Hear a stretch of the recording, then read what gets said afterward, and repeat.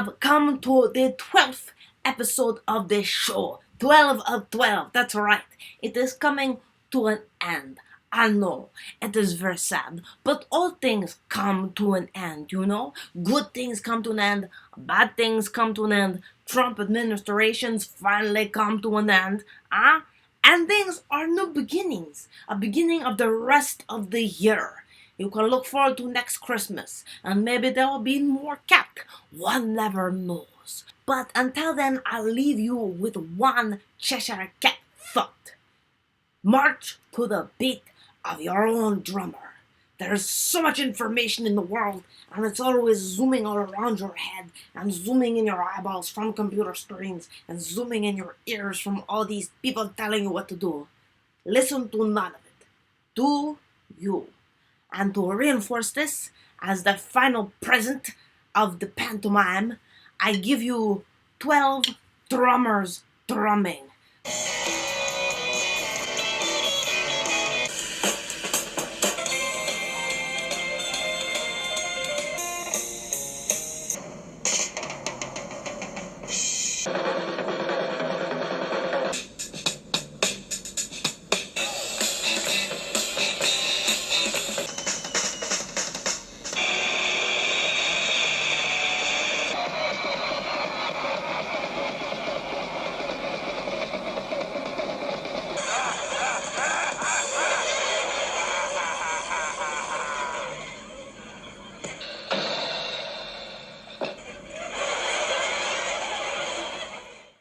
I love you very much. On with the show. Let the memories live again. Every panto seems to beat a catalyst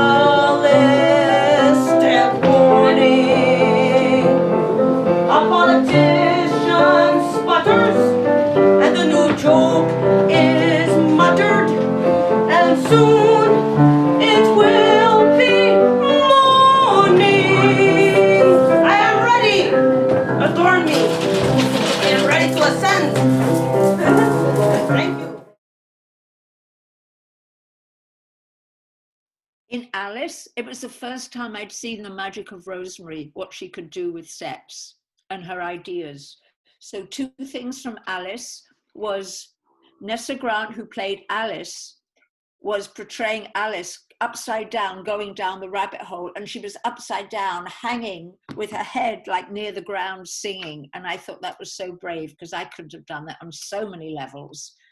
And then the way it transformed into the Mad Hatter's Tea Party, and then there was a mushroom, and for that one. And then the way we used the cupboard on the corner became, people went into the cupboard as though they were going off stage, and they weren't, they were just standing in a cupboard till they came in again.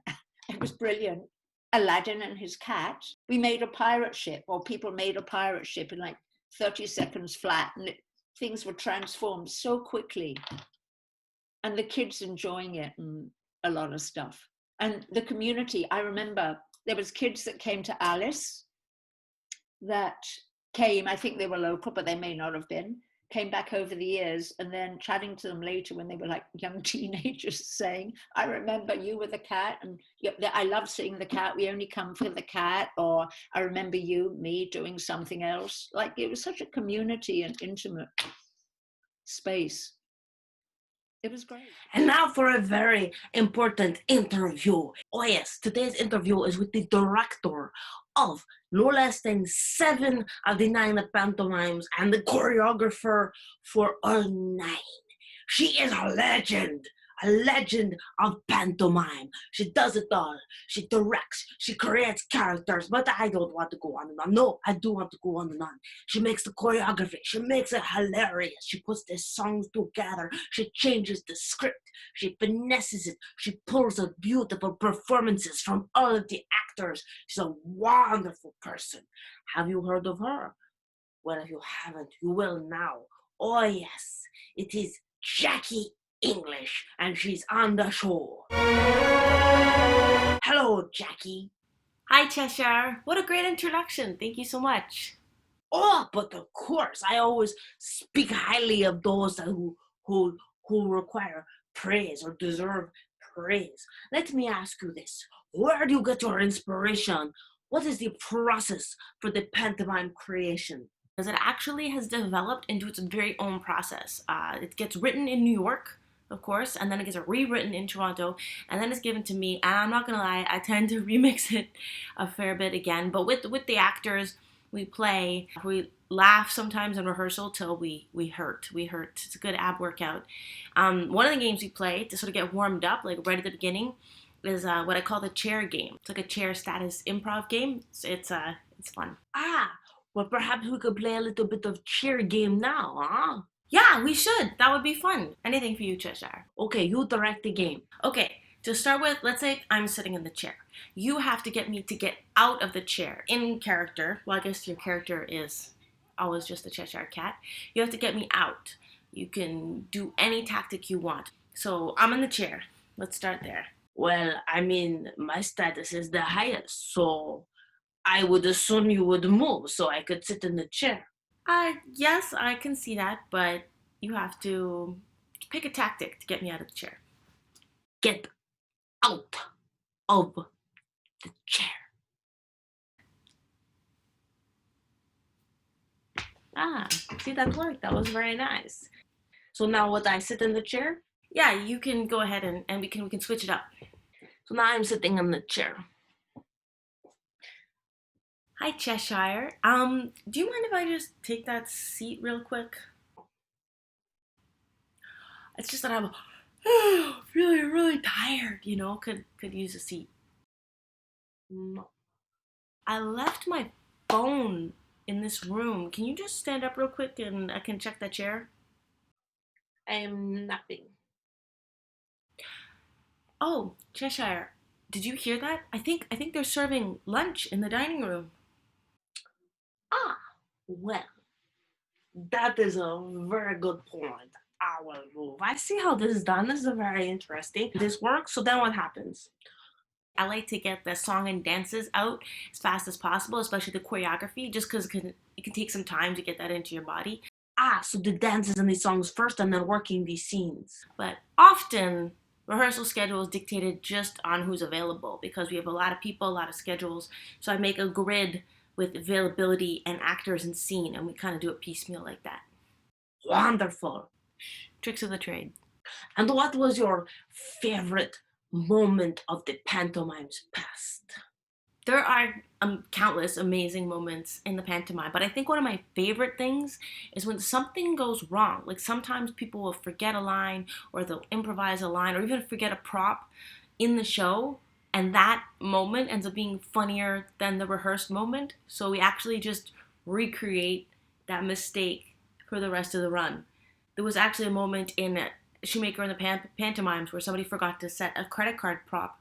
So the actor improvised, Amber Backrath just improvised having the credit card number written on a program. And then she's like, well, I guess somebody forgot to set the prop. And it got a huge laugh. And we kept it, the mistake. We just never set that prop again.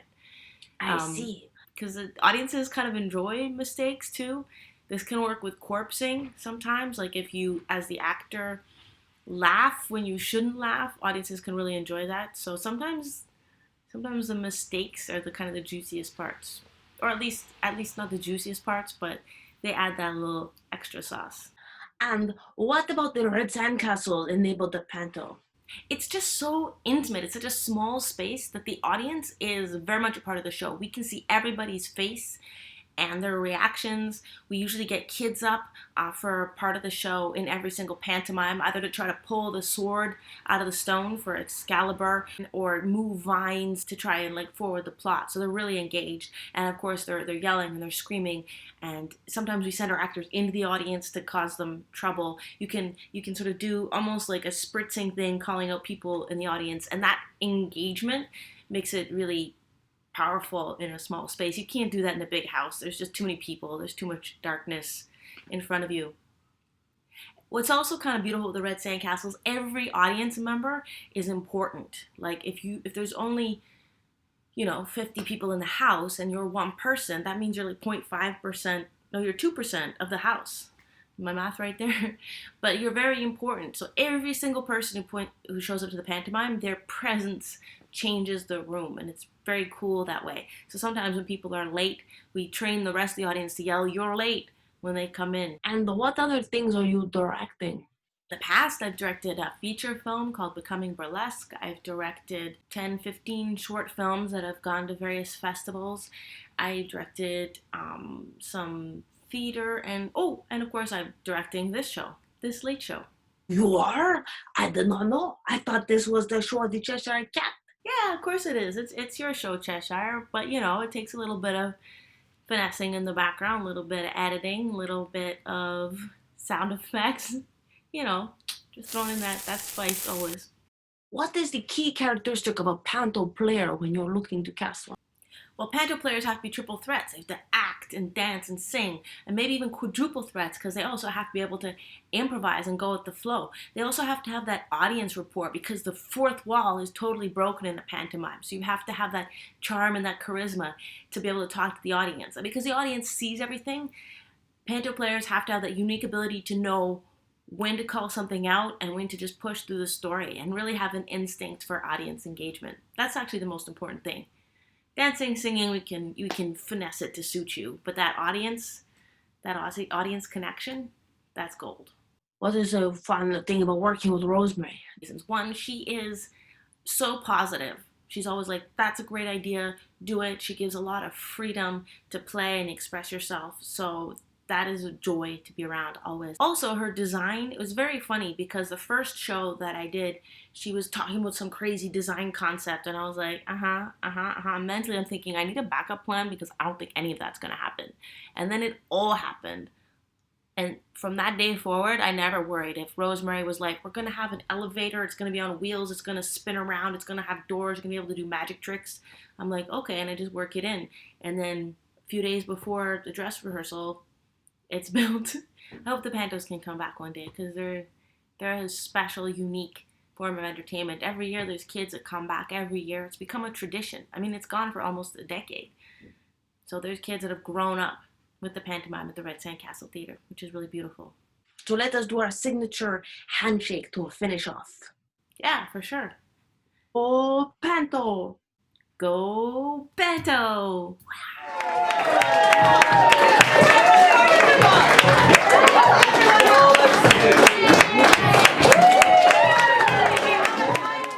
And now, for the 12th time, the segment of the news. Perhaps this time we will hear the actual news.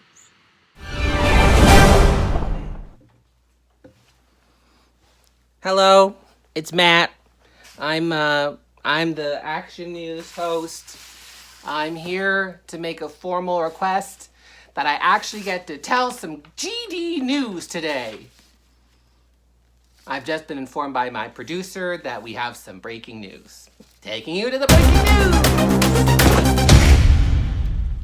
Hello there! I'm the Ogre, reporting in on this cold and blizzary night.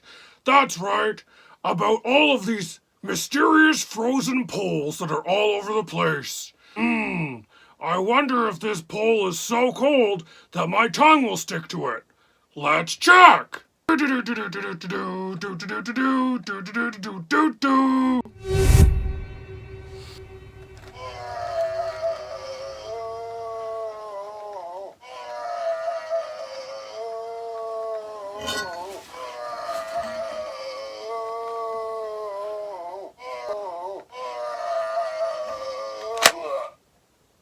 Back to you, Matt! Alright, enough is enough. I'm sorry, I can't handle this breaking news anymore. You want some breaking news? Breaking news! I quit! Lousy job.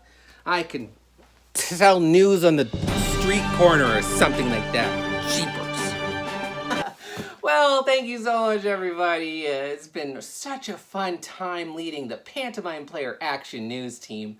Sure hope you had a good New Year and a good Christmas time, and we will see you next year at the Red Sandcastle Theatre. Well, if it exists. From all of us at the Red Sandcastle Theatre, we wish you a happy 2021. And you know what's happening now. Intermission deliciousness.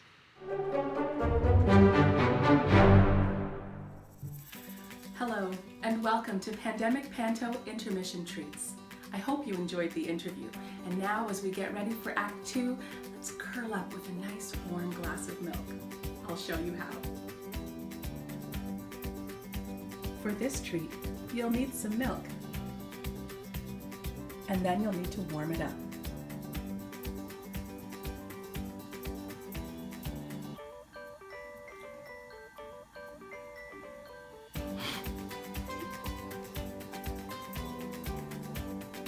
It's almost ready.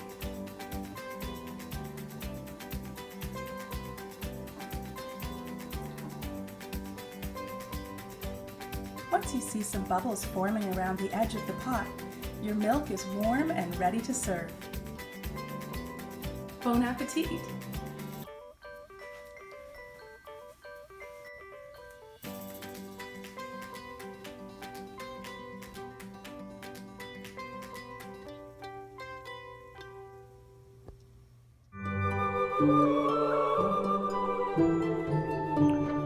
Today's story is not exactly a fairy tale, but it is a festive story of the season.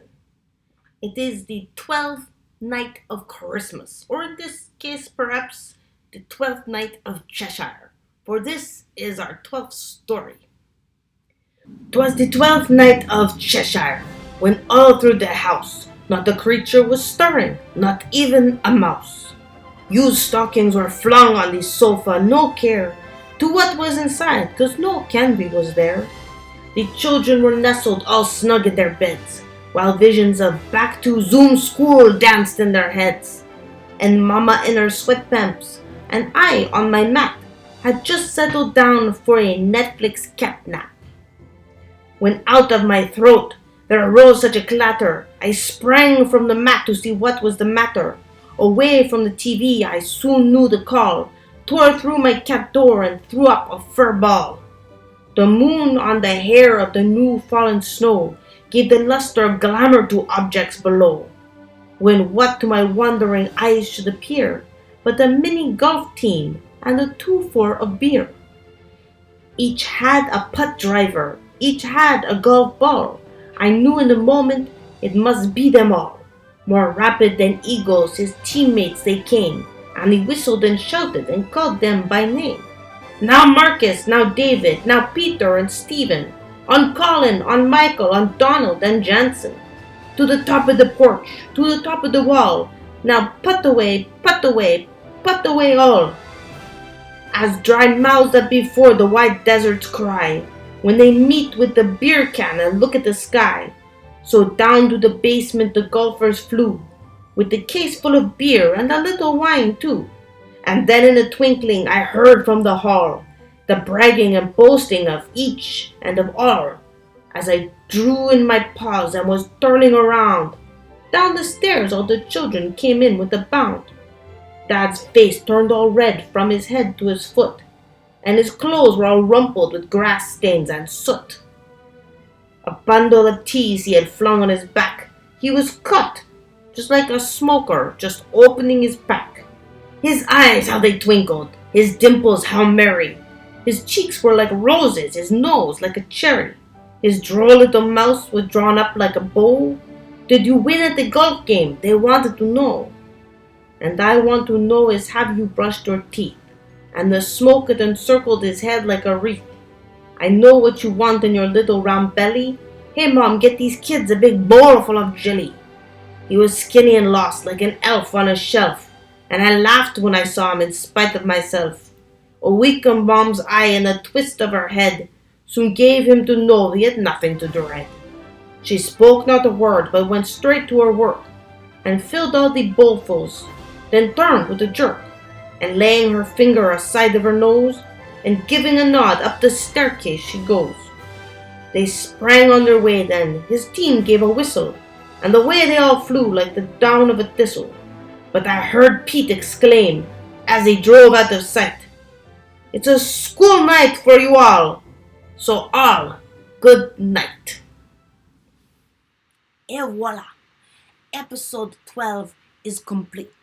For those of you that donated to the Red Sandcastle donation page, link below, thank you. You are responsible for keeping the theatre alive. You are wonderful. If you have not donated, you still can. Click that link in the description. If you have not clicked the link, or maybe even if you have, also subscribe to this channel, because you never know when the Cheshire Cat is coming back. And go back, watch all the episodes, like all the episodes, and share all the episodes, because it's online. It is forever. Goodbye.